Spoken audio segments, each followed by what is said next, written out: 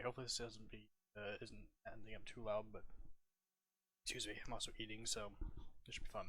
This is reaction to 30 Harry Potter plot holes, so I don't know if this is somebody who's just agreeing or disagreeing with stuff. I have no idea. I've only seen the first one, which was going over Secret Keeper thing, so we'll just dive in. Harry Potter is a series that has been looked at so closely, and when you look that close at a fictional story, you're bound to find plot holes. For this video, I had my wife scour the internet to find 30 different Harry Potter plot holes, and in this video, I'm going to go through each one and react to it. I might try to debunk. And let me say that I hope one of them is not money. I always laugh when people try and say a plot hole is that just money doesn't make sense. It doesn't make anything a plot hole. It just means she didn't really think about currency because it doesn't have anything to do with the story. But anyway. Debunk some of them with my vast Harry Potter knowledge, but others I might be like, yeah, that's a good point. I haven't seen any of these yet, so I'll be... And the problem with the first one coming up is Secret Keeper, and I'll explain why it could easily be different. Reacting to them in real time. If you enjoy this video, hit that like button. It will greatly help the channel with the algorithm. And if you like what you see, hit that subscribe button, and you can also follow me on all of my other social medias, all of which are linked down below, and all of which have similar content that I make here on this channel.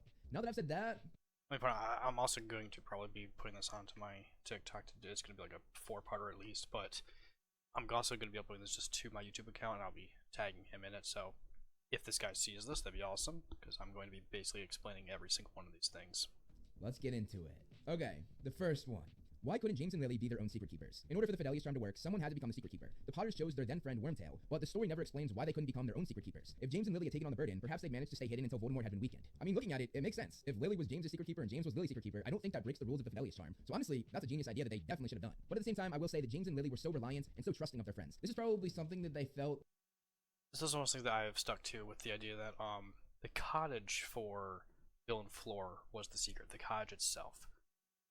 James and Lily were supposed to be the secret, so they couldn't be their own secret keepers, but I also read that the house was supposed to be the secret, so it's debatable on whether or not you would consider this a plot hole, but it's also one of those things where if they were their own secret keeper and the story just doesn't happen, then the story doesn't happen. So it's one of those things where I don't mind if the plot hole is just something that, oh hey, if you change this, voila, the story doesn't happen. Like, nah. I don't mind if you can find a plot hole that doesn't do that, I should have said. But anyway. They had to do, or something that they really wanted to do, because their friends just mean so much to them. To be honest though, that other plan would have worked much better. Alright, next one. Why could Order members use magic at the Dursleys? In some occasions, like when Dobby or Harry performed magic at the Dursleys, the Ministry was... So this is, okay, this one's fine, because this jumps into the trace stuff, and people thinking that the trace just doesn't work, and it does. So why is the Order able to use magic? Because Dumbledore at this point is talking with the Ministry, trying to get them to stop trying to put Harry on trial for using underage magic. So if they tried to bring it up at the trial that, hey, this magic was also used, Dumbledore would have just said, hey, that's the people that I sent to pick up Harry. It's not that hard to figure out. Immediately notified. In others, like when the Order of the Phoenix used magic in the same location, nothing seemed to happen. In the end, the trace appeared to be highly inefficient, especially because it couldn't determine who had cast magic in the first place. I mean, yeah, that last part, yeah, it's not very well thought out. Like, basically, it doesn't tell you who used magic. It just tells you where the location is. And the reason why Harry got in trouble when Dobby used magic in the Chamber of Secrets is because the Ministry knew that that house only had one wizard and that town only had one wizard, so thank you. They were like, it's Harry. So getting to the plot hole, that does make sense, because in that scene, Tonks actually used magic, I think, to pack Harry's case. So the Ministry who was coming after Harry should have been like, wait a minute, we have him using magic a second time. Because literally... Except, again, Dumbledore would have told them the Order went to pick him up, or he sent people to pick him up. So it's obviously the adult wizards that are doing it there. This is something that could easily be explained by Dumbledore, that, hey, people went to pick him up. Like, again, the entire 5th book is spent the Ministry trying to discredit Harry, and Umbridge saying the Dementors.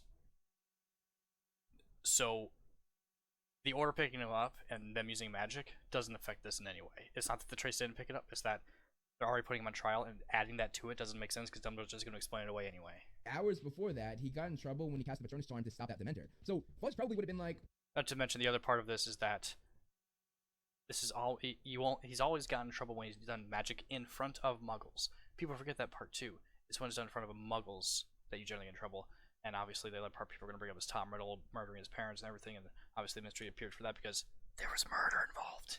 Anyway, Oh my god, he used magic a second time, we can get him even harder. So why was Tonks allowed to use magic at the Dursleys, and why wasn't the Trace notified?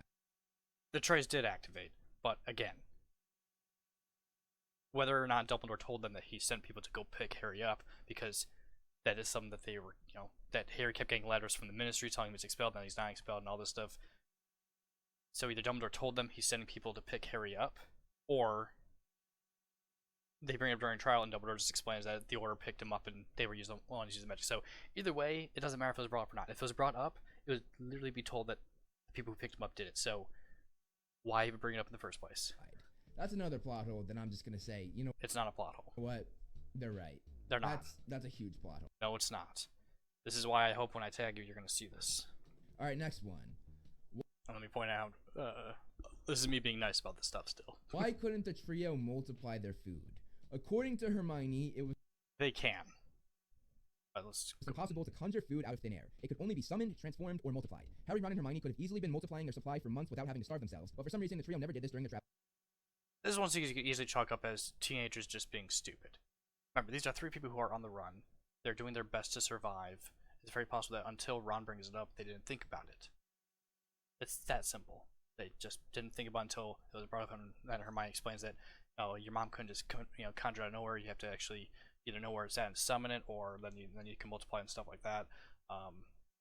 That's just very possible that no one had thought about it, or they just were incapable of doing it and they don't want to try it. And I believe multiplying can also just make the food taste terrible, but I'm not sure on that one. But either way, it's not a plot hole. It's just more or less they're teenagers on the run and not really thinking clearly. That wasn't the Deathly Hallows. Honestly, and this is just a guess because I don't think that there's any proof for this, but I feel like the food wouldn't be as good if you multiplied it. But again, that wouldn't really matter to them because they were starving and would have eaten anything. So yeah, I don't know. Maybe they just never thought of it. Of course, Hermione probably would have thought of that, but I guess they just never thought of it. Again, yeah, 3 teens being on the run, trying not to die and trying to look for Horcruxes while also wearing a Horcrux that's constantly fucking with their brains. It's all just a huge mess. Next one. Why couldn't Harry see thestrals all along? Order of the Phoenix. This one's been explained so many times, I'm actually just going to skip this. Sorry. This has been explained plenty. In front of you. It didn't have to sink in. He saw them get eaten, and then boom, right away, he saw thestrals. Alright, next. Hold on, is that about the... I had to fix it with saying that it had to sink in.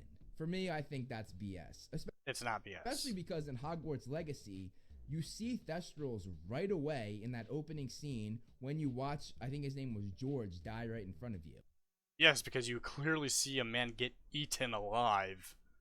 It's a very clear thing of understanding that he's dead. Like, come on. Like, that's just a bad comparison. It didn't have to sink in. He saw him get eaten, and not to mention, everyone takes death a different way. Everyone is different. And then boom, right away you saw thestrals. Alright, next one. How did Fred and George not spot Peter Pettigrew on the I am so tired of this one. Marauder's map? Let him go In through The it. Prisoner of Azkaban, Fred and George Weasley gave Harry the Marauder's map, a magical parchment that tracked every person in Hogwarts. However, the twins had the map for years and failed to notice or cared that a man named Peter Pettigrew slept in bed with their brother Ron every night. It simply doesn't make sense that no one noticed Pettigrew's constant presence in Ron's room until Harry got a hold of the map. Well, I'm going to stop you right there because, actually, Harry never saw Peter Pettigrew on the map in the book. And there's actually a really good That's true. explanation for this that I think is a fan theory. I know that Seamus Gorman made a video on it like years ago. I'm not sure if it's his theory or someone else's, but the theory goes like this. The only people that can see the 4 Marauders on the map, that being Remus Lupin, Sirius Black, James Potter, and Peter Pettigrew, are those 4 people. Except that theory goes out the window when you realize that Snape saw Lupin on the map. Lupin is a Marauder. Snape is not. So how did Snape see them? That theory goes out the window right away. So the fact that Harry never saw Peter Pettigrew is very important. The only person that saw Peter Pettigrew on the map was Remus Lupin, one of the Marauders. So that theory, I think JK should be like, yeah. Except again, Snape saw Lupin. That's canon. Let's go with that because I do think that. Actually, I think Snape saw Lupin and Sirius. I don't fully remember. I think it was just Lupin he saw before he he didn't really vanished off the think map. that through, and like it's something that you would never think of as an author. That like someone would. But as for why didn't they notice Peter Pettigrew on the map? Why would they be looking at Pettigrew, or why would they be looking at Ron sleeping? Always the question I have for people, and the only thing people can come up with is, well, maybe they were worried about him. No, in none of the books before Harry gets to the map did the Weasley twins ever watch Ron. We know this because Ron spends a lot of his time with Harry wandering around the castle at night when they shouldn't be in the first 2 books, especially the second one with the basilisk running around. Slithering around? Sure. Notice how Fred and George never say anything about that? Because they don't watch Ron. see Ron in bed with another man. Like, you would never think about that in the writing process. But it's something that fans came up with, and it went viral on the internet. So yeah, I'm glad that we have that Yeah, it's because fans can be stupid as hell. one in there, and I'm glad that I was able to sort of debunk it with a fan theory. You didn't, because that fan theory is terrible. All right, moving on to the next one. Why didn't Sirius Black use Polyjuice potion after Sirius Black escaped Azkaban? This is another one that I hate too, because Sirius isn't forced to stay at home just because Death Eaters, for the most part, now know that he can turn into a dog. It's because Dumbledore knows he's going to do something stupid, because he's Sirius Black. He's going to do something stupid. Using the Polyjuice potion is just a bad thing for him anyway. Besides, Polyjuice potion is hard to make, and having Snape make that, Snape's not going to be happy doing that. Get caught? I'm Sirius Black. I never get caught. He got away with so much at Hogwarts that he was just like, screw it, I'm going out as my dog form. Anyway, moving to the next one. Why didn't the Ministry use Truth Serum? Verity Serum was one of... Because it can be fought. It's essentially the same as why we don't use polygraph tests. Or, not that we don't use it, but why they don't use polygraph tests in court. It's not admissible in court. It's because it can easily be fought. So, next one. Moving on to the next one. Why didn't Harry turn into another wizard rather than everyone turning into him? This is a fun one to debunk, but let's see if he realizes Deathly Hallows, why it's the Order good. devised a plan to relocate Harry to a safe house. 6 wizards used Polyjuice potion and disguised themselves as Harry, traveling in different directions to throw the Death Eaters off. However, there were much easier routes they could have gone to avoid the bad guys. Harry could It's not about potentially other ways to get around, but we'll get to that. have taken Polyjuice potion to disguise himself as a Muggle, then used Muggle transportation to get to a safe location. On top of that, the entire Order could have disguised themselves as random people alongside him, and no one would have known. Instead, they picked a convoluted plan that led to Moody and Hedwig's death. So the thing about the 7 Harrys, the reason why they did 6 people using Polyjuice potion versus everyone using Polyjuice potion is because if they did everyone, they would have just killed everybody. They weren't sure which one was Harry. With this plan, they only risked 7 people being killed. Obviously, Moody was hit, and if you didn't read the book, he did not shoot a spell at Moody, he shot it at Mundungus, who looked like Harry. So again, they only go after the Harry, so only 7 people are in danger rather than everybody. As for using Polyjuice potion and taking Harry through Muggle transportation, I guess that would have worked, but I don't know, like, it would have been very difficult and very hard, and very time-consuming, because... Okay, so he's missing a huge part here. The entire point of using 7 powers is because Voldemort is the one who wants to kill Potter himself. And he's going specifically for Potter to make sure that once Potter's out of the way, done. He would assume that he is won, and everything is good to go. That's the entire point there. So that's why he's not even bothering with the other Harrys, because he wants to make sure he has the right Harry, kill him, and then they win. That's the entire point there. As far as Voldemort's concerned, once Harry's dead, he's invincible. So why the plan? Well, a big part of this is that Snape is the one who gave Mundungus the plan, and then made Mundungus think he gave it. And the entire point of Snape relaying the information to Voldemort is that Snape can retain his position as high of a level as he is. Basically, being able to give information still, being a spy still. That's the entire point of that. Could there have been better plans? Sure. This is the one that came up with, and let's be honest, if there was another plan in place instead, people would have picked that one too. To the next one. Why didn't Polyjuice potion change Barty Crouch Jr.'s voice? If he doesn't know the answer to this, I'm going to be very disappointed with him. Although Polyjuice potion perfectly altered the user's appearance, it didn't change their voice. So this one is based on the films. This came up multiple times, including when Harry and Ron used the potion to turn into Crabbe and Goyle in their second year. This rule was only broken when Barty Crouch Jr. disguised himself as Mad-Eye Moody for an entire school year and perfectly impersonated his victim. In the books, so they are going to go over what the book said. In the books, the characters' voices did change after taking the elixir. However, the potion only altered appearances in the films, which was likely a creative decision. However, in the 4th film, the Polyjuice potion... It's fine that they made that as a decision in the films, because think about it. You're making more work for yourself. Had you just had them turn into Crabbe and Goyle, and then use the actors for Crabbe and Goyle to talk like they could have, because it's supposed to change your voice, then you're done. Instead, they decide to do this crappy version where, like, hey, we're going to have you guys say the lines, but then we're basically dubbing it over with 2 other actors. Like, that was just such a stupid decision to do.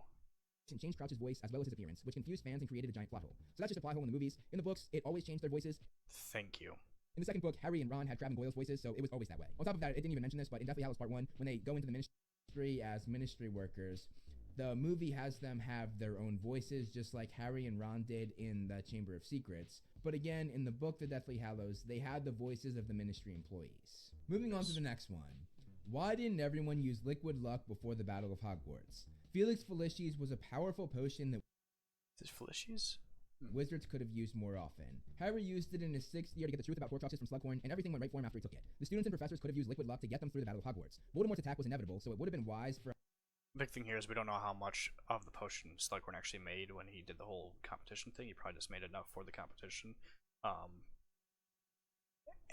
I don't know if we know how long it actually takes to make the potion. Like, Polyjuice potion takes a month. Liquid luck could take that much long, that as long as that, if not longer. I don't think we actually know. But I don't think they weren't aware of when the Battle of Hogwarts is going to happen, so What, just trying to? He should just have a cauldron of liquid luck on hand? No. Hogwarts students and professors to stockpile this potion. Professors and students could have been saved if they were protected by this boundless good luck. However, the Death Eater could have also used Felix Felicis as a weapon. I'm also not sure if liquid luck is a potion that actually like expires or anything. Like, could you just have a cauldron of it for your entire life, or would it go bad or not be as effective? I don't know. Perhaps it is a good thing that the wizards and witches overlooked this magical tool at their disposal. I mean, yeah, it would have made the climax of the final book and movie much less exciting because there's no That too. stakes. They're gonna win. I mean, that's how the Half-Blood Princess climax ended. Ginny, Hermione, and Ron all took that potion, and because of that, they lived. That being said, though, it takes 6 months to make just like that much of the I don't know if it technically. Felix Felicis, and honestly, like, I don't know if the amount of time it takes has anything to do with the quantity, but it's possible. who would have had the time to make that? The potions professor Slughorn had all these classes to teach, and like it took him 6 months to make a little vial like that big for that class in the Half-Blood Prince. And if you mess it up even just a little bit, which they might have because they would have been rushing to get as much of it as they can, the result of that, or I think the exact quote was, are disastrous. So it would Exactly, and while they have a potions master, the idea of hey, make us enough for all of Hogwarts, no. have been very difficult, and honestly, very few people would have been able to drink that potion. Moving on to the next one, how can Harry touch the Sword of Gryffindor? The Sword of Gryffindor. I love that this is I love that people actually thought this was a plot hole in any way. This is people really reaching. Materializes But like 100% he knows in why. the Sorting right? Hat when Harry needs it the most during his fight against the Basilisk in the Chamber of Secrets. Later, Harry realizes he impregnated the sword with the snake's venom when he killed it, and therefore had a weapon to destroy the Horcruxes. In the Deathly Hallows, somehow Harry can touch the sword despite it being a Horcrux. Surely Harry would have had some reaction to touching it. That's a really dumb plot hole in my opinion. I don't think just touching the sword It doesn't. would do anything. I think it has to be like put into him. Like he has to get It's rendering something destroying a Horcrux. Basically, you have to make it so that the item itself is incapable of holding a piece of soul anymore. So like in Harry's case, you would literally have to stab him in the heart, and or cut off head, stuff like that. Like you basically have to be killed by it. Touching the sword does nothing. Do we have to point out that when they actually destroy the Horcrux, they don't just touch it with the tip of the thing? They actually open up and actually have to stab the thing. cut that will open his skin and then put the venom inside of him. I mean, like he held the sword in the Chamber of Secrets when he fought that basilisk. Just merely holding the sword isn't going to do anything.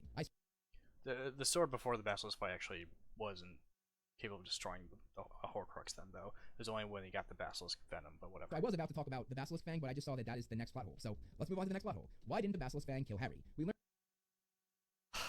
This one's very easy to figure out if you actually, even just watching the movie. Like, holy shit. that basilisk venom is one of the few things that can destroy a Horcrux, and we saw Ron and Hermione destroy a Horcrux with the basilisk fang taken from the snake in the Chamber of Secrets. Like, it's hilarious that people actually, again, it's just hilarious that people think this is a plot hole. If they just paid attention.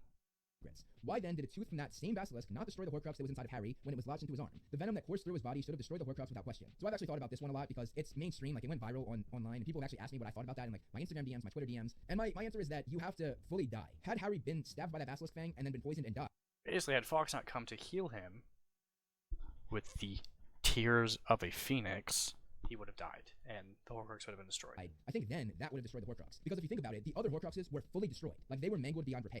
Right, like think about like when Harry stabbed the diary.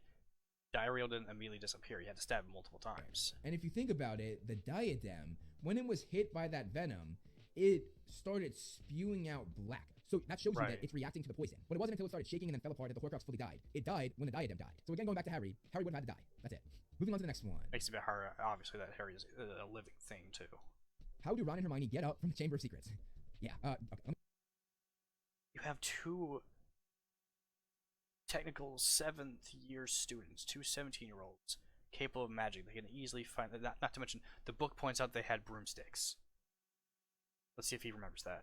Read it. Getting into the Chamber of Secrets isn't easy for Harry and Ron in the second book. They fall down the hole under the sinks in the girls' bathroom. After Harry kills the basilisk, Fawkes, who can lift an enormous amount of weight with its tail, carries Harry, Ron, Ginny, and Lockhart back up from the chasm. In the Deathly Hallows, it seems easy for Ron and Hermione to enter the chamber. Then they kill the Horcrux inside Hufflepuff's cup and return to the battle. But how did they get back up? Fawkes was long gone and couldn't help. I mean, I never really thought about that. And that's actually a really good point. But I'm gonna go with Hermione's wisdom and quick wits, and I'm gonna say that she probably asked Ron, like, alright, what's the process of going down there and how did you get back out? And he would have been like, oh, we went down this giant slide, and then Fawkes carried us up. So she probably would have been like, we should probably bring broomsticks. And honestly, they could have gone to the room of requirement. They literally had broomsticks with them. It points out in the book. They had broomsticks. They come up and Harry sees that Ron's holding a broomstick. That's what it shows in the books. The movie obviously doesn't. I don't think the movie showed that at all. And it would have opened up and had broomsticks there because that's what they needed in that moment. So that's my guess. Hermione was probably like, let's get broomsticks. But that's never explained, so technically... It is explained. Like, you explain exactly what happened. Like, I don't know if it was the room requirement, though. That could be a plot hole, but I might have just answered it. I don't know. Moving on to the next one. Not to mention, people questioning how two people who potentially would be graduating from Hogwarts are asking how they got out of a cavern. Fox flew them out the first time. Well, Ron and Harry anyway. You really think Hermione couldn't think of a way other than broomsticks? Levitation spells, people. Anyway. How did Fred and George get into the Marauders map? This one's more just critical thinking skills. Obviously the map is meant for people like Fred and George who are trickster type of people. The map more than likely helped them find the answer. One of the most essential magical objects in Harry Potter is the Marauders map. The Weasley twins give the map to Harry to get into Hogsmeade and tell him that the key phrase to open it is, "I solemnly swear that I am up to no good." But how did the twins figure it out? We actually have an answer to this. Rowling actually told us that the map knew that they were up to no good when they were trying to open it, so it started giving them hints. And as they got... Which is hilarious, because I didn't know that J.K. Rowling said that. This is just something that I kind of assumed, that the map is smart enough to realize it. That's hilarious. closer and closer to the phrase, the map helped them more and more and more. And then eventually they finally stumbled onto the right phrasing, and that's how they figured it. I love that I figured that out with critical thinking skills. Not that hard to figure out, it really isn't. Yeah. So yeah, that's not a plot hole. I mean, it might have been until Rowling answered it after the series ended, which might have been her covering up her plot hole. So yeah. It's one of those things where, like, if you just think about it, it's not that hard to figure out. I guess it is a plot hole. It's something they just didn't explicitly say in the book, but it's not hard to figure out. Moving on to the next one. Why didn't Voldemort make his Death Eaters make the unbreakable vow? Death Eaters... This one's a funny one too, because they try and act like this is a plot hole, but it's really not. It's essentially Death Eaters are there because they want to be there. It's not like they are, other than Wormtail. Obviously Wormtail's there because he's just terrified, but Death Eaters are fucked up people. These are people who love to torture, love to kill. They are on Voldemort's side because they believe in his cause. Why would he need to use the unbreakable vow? Not to mention he doesn't believe in it. Let's be honest. You try and stopping a Death Eater, you would get hunted down and killed. So unbreakable vow, it's just boring. There's no need for it, so we're just gonna skip it. Moving on to the next one. How did Bellatrix and the other Azkaban escapees get their wands back? When people for some reason think that their wands are like broken or something. No. Going to Azkaban doesn't require the wand to be broken. They're probably stashed somewhere. They got their wands back. That simple, not hard to figure out. Being expelled from Hogwarts gets your wand broken. That's what happened to Hagrid. When they got their prison sentence, as we know from the rules of the lore, their wands were snapped, so they were for sure False. gone. It might not seem like a huge detail that needs explaining, but it's puzzling. Yeah, I guess like they could have gotten someone else's wand. Like obviously they're not going to stroll into Ollivander's and find the wand that matches them. So yeah, that kind of is a plot hole. And if they did get new wands that didn't choose them, the wand would not have worked as well. Okay, this is one that bothers me too, is the whole choosing thing. First, if your original wand breaks, I'm sure another wand will choose you. It's not that big of a deal. It's not like the first one chooses you is the only one that'll ever choose you. Second, a wand not being quote unquote yours doesn't mean the wand doesn't work in general. It won't work as well as your wand originally, but it'll still work.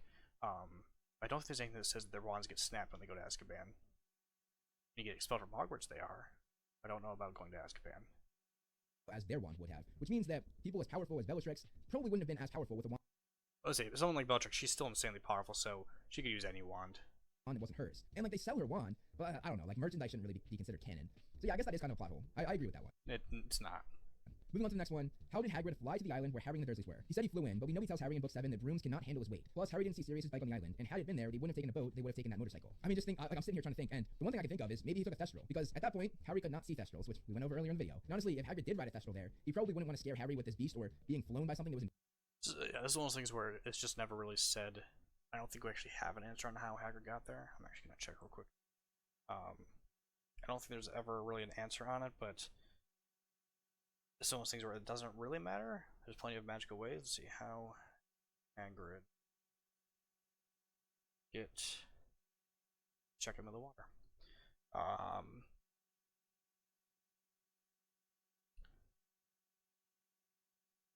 So maybe. I'm pretty sure the books don't actually ever say it, but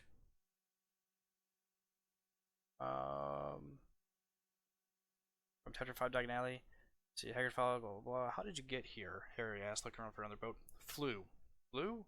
Yeah, but we'll get back in this. Not supposed to use magic now that I've got you. So, flew in some way, using magic. That's all we know. So it is said how, it just doesn't think, it's not just completely invisible. Explained. At the same time though, could a thestral hold Hagrid up? I don't know. I'm just gonna go with the thestral theory. Next one. Inconsistencies with paintings. J.K. Rowling has specifically revealed that the living portraits in the Potterverse are merely imprints of the dead person. They can imitate their basic personality traits but do not have feelings, memories, and are not as fully realized as ghosts or spirits. With that information, how is Dumbledore's portrait able to communicate wisdom and So the the headmaster portraits and headmistress portraits have, if anything, they just have more magic put into them, I guess is the best way to put it. They definitely are different than the portraits that are throughout Hogwarts, but that's really all there is to it. Moving on to the next one. Why didn't Hogwarts do background checks? If this is gonna get, let's just Hogwarts was criminally lax in vetting its teachers and some of its staff, be it with the fake Mad-Eye Moody, who turned out to be Barty Crouch Jr., Cornus Quirrell, who was a servant of Voldemort, or even Gilderoy Lockhart, who was a fraud. Let's see if he answers these as I'm going to, because this isn't anything about doing background checks. This is just somebody not understanding why these people were hired. So let's find out. It's baffling how there is no system, spell, equipment, or even a registry in place which would enable a thorough background check on people, especially this whoever originally thought of this idea was just an idiot. in schools. So let's start with Cornus Quirrell. He was already a professor at Hogwarts before he became Voldemort's servant. Yes, correct. He didn't become Voldemort's servant until basically a year before Harry got there. So basically, yeah.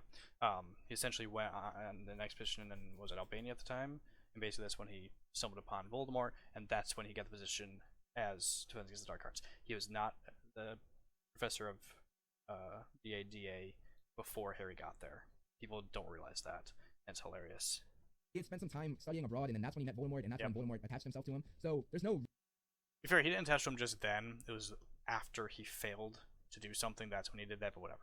Reason why they would be like, oh, it's the same teacher that came back, we should probably do a background check on him. As for Moody, they thought that they were hiring the greatest Auror of all. Yeah, there's no reason to believe that Moody was captured and somebody's using Polyjuice potion whatsoever. There's no reason to think that.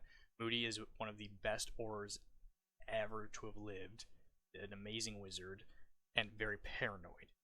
So the fact that they actually were able to subdue him is incredible. Time to teach these students. Like, of course, they're not going to question Mad-Eye Moody, who was a legend. And as for Gilderoy Lockhart, honestly, like, what do you have to check up on? Like, obviously, Dumbledore knew he was a fraud. Yes, all the teachers knew he was a fraud. But he was the only person that applied for the job. That's why he got it. No one else wanted it. But overall, like, yeah, like, I just kind of debunked each one, like, why they don't have a background check. Yeah, Lockhart was literally hired to prove that he was a fraud. That was the entire point. But honestly, like, it wouldn't be a bad idea. Like, look at how all the teachers react to, oh, hey, you said you knew where the Chamber of Secrets has always been, blah, blah, blah. Like, the teachers were literally mocking. They had to have background checks. But when you really think about it, the people that they hired, most of them weren't that bad. And if they were, there was, like, a reason why they were that way. Like, Moody was abducted one night before he went to Hogwarts. So they might have done a background check on him and been like, oh, he's good. But then, like, that would have been weeks earlier. That was a long explanation. But moving on to the next one. How old is Minerva Mcgonagall? Minerva Mcgonagall. I assume this one goes into the whole Fantastic Beasts thing where we get Mcgonagall there, and I guess technically she wasn't supposed to be born, or she was too young to have been a teacher there or something. This one feels more like a movie issue. Was born in 1935 if you take evidence from the 7 Harry Potter books, as well as information that J.K. Rowling herself released after the series ended when telling McGonagall's origin story. This is why it's strange that she is in the Fantastic Beasts films, not It's just a Fantastic Beasts issue. Not only in the 1920s, but also in flashbacks even earlier that are around the years 1908 to 1910. How is this possible? It's just a mistake. That's a plot hole. Like, 100% that's a plot hole. You could say that, like, she got a time turner and she went back in time, but then there's also the thing that Rowling revealed after the series ended where she did an article on time turners, where as far back as you go, when you come back, you age that time. So if she was born in 1935, let's say when she's 25, she went back in time, like, from 1960 to 1910. That would mean that she would age 50 years when she went back to 1960. And I guess you could say, like, she stayed in the past and then just... And we're not going to accept the idea of time turners going back that far. They go back 5 hours. Kept going, but I don't know. It's just a plot hole. Like, You know, this is just flat out the Fantastic Beasts making a mistake. They put her in there basically as a, hey guys, McGonagall, hey. Like, it's more of an Easter egg thing than anything. It was dumb for them to do. I'm trying to jump through hoops to explain it. Like, it's just a plot hole. It's just a plot hole. Moving on to the next one, the wizarding education system. The Harry Potter series leaves a lot of questions about the wizarding education. This is the whole, like, oh, does Hogwarts teach math and everything? Parents can teach them this. The fact that they go to school able to write and everything, parents teach them. System unanswered. Is there a wizarding college, or does education just stop at 18? Is there a magical elementary school, or do children remain uneducated until the age of 11? How do they learn to read, write, and do simple mathematics? Because that is not taught at Hogwarts. This seems to be an area where Muggle-born children would come out on top. Prior to getting their Hogwarts letter, they must have attended a non-magical school. If J.K. Rowling could please take the time to explain this system, kids who are like, let's go with the Weasley family.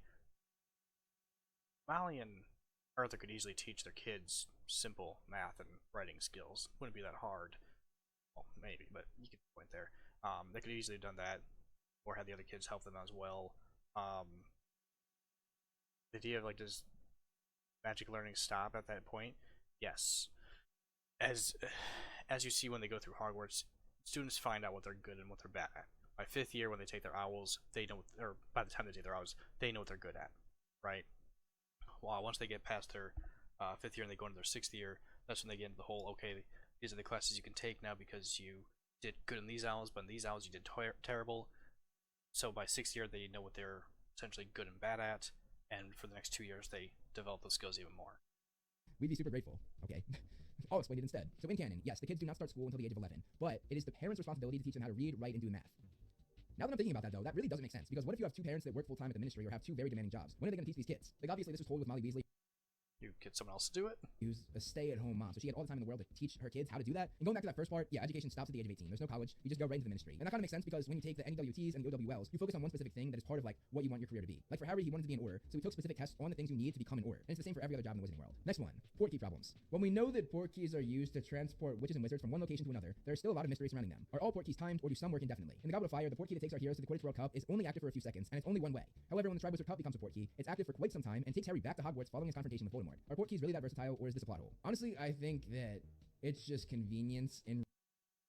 It's possibly just that versatile too. Like, it's not that difficult to think about, especially because I think Dumbledore's the one who made it a portkey in the first place for the cup. Do you really think Dumbledore's not capable of making a portkey last a while? Writing, because I've studied portkeys because I was going to make a video on it, and I realized there's not much to make a video on. There's no explanation on why one portkey is able to not have a timer on it and why it's able to take you back afterwards, and there's no explanation why the other one has a. And let's point out that the portkey for the Triwizard Cup that had a trip added.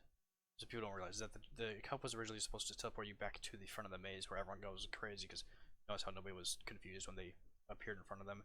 The cup was meant to be a portkey originally. Graveyard Jr. just added a trip to the graveyard.